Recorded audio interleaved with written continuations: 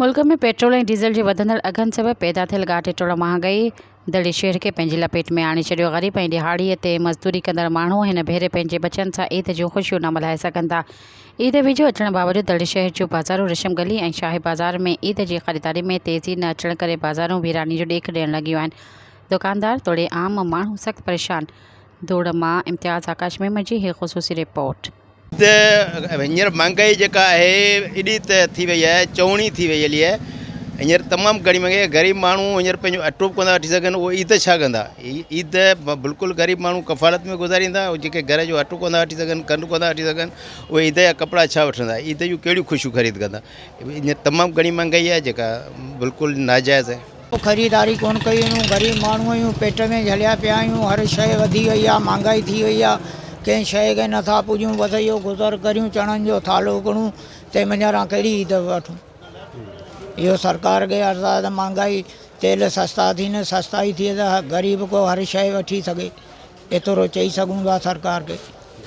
Sir महंगाई गुज़िरियल साल जे हिसाब सां दो महंगाई वधी वई आहे। ऐं गुज़िरियल साल जेकी ईद गुज़री हुई न, माशाल्लाह तमामु ज़बरदस्त गुज़री। हींअर जहिड़े हिसाब सां महंगाई पई हले, ओड़े हिसाब सां असांजो गुज़र सफ़र सही कोन पियो हले।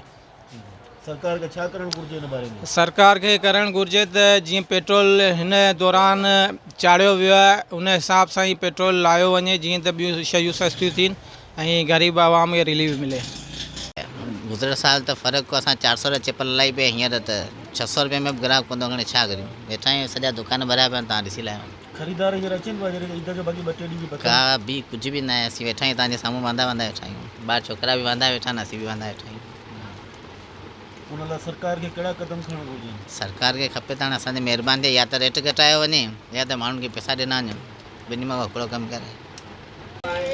महंगाई वग़ैरह हींअर आहे छा? महंगाई ईद में भी बेटे रहिया आहिनि, पर जे महंगाई इन करे चले जीअं तेल चाढ़ियो आहे न, तेल जे करे थोरो 20-30 रुपया हर आइटम ते चाढ़े छॾियो आहे। ग्राहक बि घटि, ॿियो 2-3 ॾींहं थोरो बाज़ार में मज़ो कोन। अॼु खां मिड़ी अलाए शुक्र आहे, जीअं किस्त हली आहे थोरी टुक हले पई।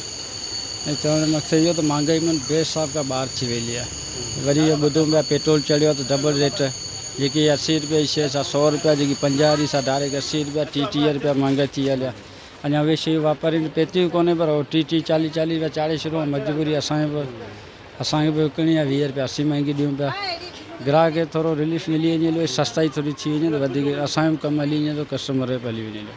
बेट में हींअर महांगाई इलाही वधी आहे। 500 वारी चैंपल जेका असांखे 600 रुपया पिया ॾियनि, ऐं किरायो जेको 50 वारो 600 रुपया कयूं आहे।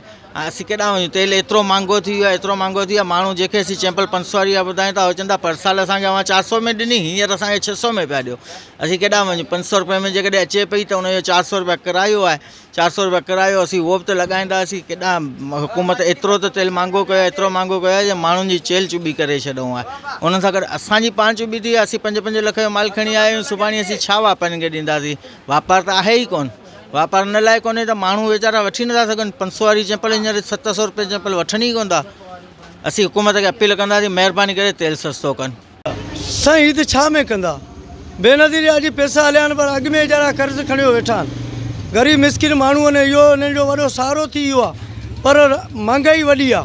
हिन महांगाई जे करे जेको असां पाण अॼु ताईं बचनि जा कपिड़ा कोन वरिता। छाजे करे? आउं 300 रुपया कमाया, मुंहिंजा 8 बचा आहिनि। ऐं कंहिंखे चैपल वठी ॾिया, कंहिंखे कपिड़ा वठी। मूं अॼु रमज़ान में एतिरो, अॼु 23 रोज़ो आहे, पर हिन 23 रोज़े ते मूं घर कॾहिं छाई बि वठी कोन मोकिली आहे। छो? महांगाई आहे। अटो करियूं था, बोड़ कोन थो थिए। पोइ मिड़ई पकोड़ा कंदा आहियूं घर में, इन ते गुज़ारो कंदा आहियूं। ग़रीब मिसकिन माण्हू आहियूं, ऐं असांजी ईद हमेशह कड़ी आहे, ऐं हींअर बि कड़ी आहे। सरकार खे छा करणु घुरिजे? सरकार खे बाबा सस्ताई करणु घुरिजे, महिरबानी करे सस्ताई कनि। ऐं जेको तेल घटायो वञे, जंहिंमें मारूड़ा असांजा ख़ुशि थियनि। ऐं सिंध में वॾी महांगाई आहे, महिरबानी करे महांगाई ऐं तेल घटायो वञे। सर कोन करे सघंदासीं बाबा। इन लाइ त असां रोज़ा था माण्हू आहियूं, रोज़ा सभु रखंदा आहियूं। मुंहिंजी घरवारी नंढी न्याणी आहे, 2 पुट रोज़ो रखंदा आहिनि। 10 ई असांजे घर में एतिरो कोन्हे, असीं रोज़ो को शरबत वठी उन ते खोलियूं या मुठो पाणी करियूं। रक्शो हलाईंदा आहियूं, रक्शे मां हितां 2 माण्हू खणंदा आहियूं, 2 हुतां खणंदा आहियूं। पाण कंहिंखां उधारो तेल वठियो, रक्शे मां भरींदा आहियूं। माण्हू नथा चढ़नि, मज़ूरी कोन्हे।